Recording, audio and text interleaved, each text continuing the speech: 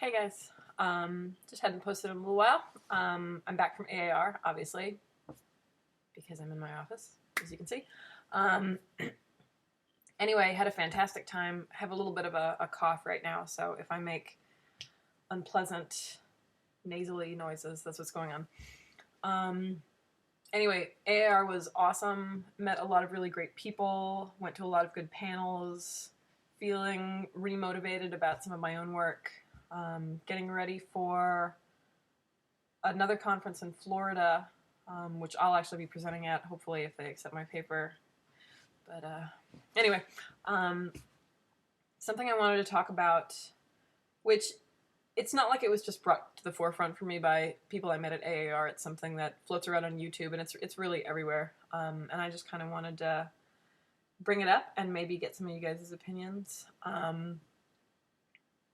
I'll start by saying that I want to be careful not to engage in any sort of debate about the validity of initiation or the importance of lineage or that sort of thing, just because I feel like that's been really hashed out in many venues, forums, and I feel like there are cases. I mean, there are arguments on both sides, and I myself am very opinionated, although I try not to let that bleed over into my interaction online, just because I don't think it's something that's so important in this sort of format that we should be fighting over it, just because I don't think it's very productive. But that said, something that I notice, and I wonder if you guys notice, is that there's a lot of talk, especially online, about people having the freedom to start their own path and follow their own traditions, whatever that means. I'm using the term tradition, by the way, very, very loosely here, so don't call me on that necessarily. Having the kind of freedom to pursue Wicca or other neo-pagan traditions, in individual ways. But at the same time that people advocate for this, there's also, it seems, kind of a need to establish legitimacy through other means. So, for example, and I'm not talking about anyone specific or anything like that, I'm just giving you hypothetical examples, which I think you've probably seen because I find that they're common. Someone might say something like, well, I don't think that you need a coven initiation to be a Wiccan. But then they might reach back and say something like, well, my grandmother taught me, or my mother taught me. And these are ways of establishing legitimacy, whether or not I think we're conscious of it. So even though you're coming out and on one hand saying my practice is valid whether I have coven training or not, you're also trying to validate yourself by drawing connections with maybe, again, these are examples, maybe connecting your practice to something ancient. For example, a lot of people like to trace themselves back to, say, they like to identify with the people who were killed during the medieval witch hunts. That's a way of establishing legitimacy. We want to, it's not something like an initiatory lineage, but it is a kind of lineage. If we can place ourselves within this historical context, we grant ourselves validity. And we do the same thing if we say something like, well, my parents taught me, my grandmother taught me, or my grandfather was a witch, or whatever. Whether or not those things are true, and again, I'm talking about truth very freely, so that's problematic. But these are all ways of trying to assert ourselves and our practices and their validity.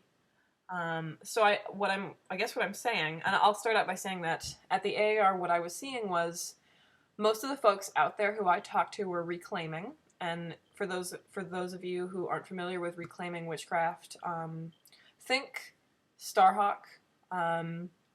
We're talking about a movement that really gets started in the San Francisco area of California, especially in, I guess, my history isn't so great, but we're talking like 70s, 80s. Anyway, I met a lot of people who were connected to this movement, which is great, not disparaging that.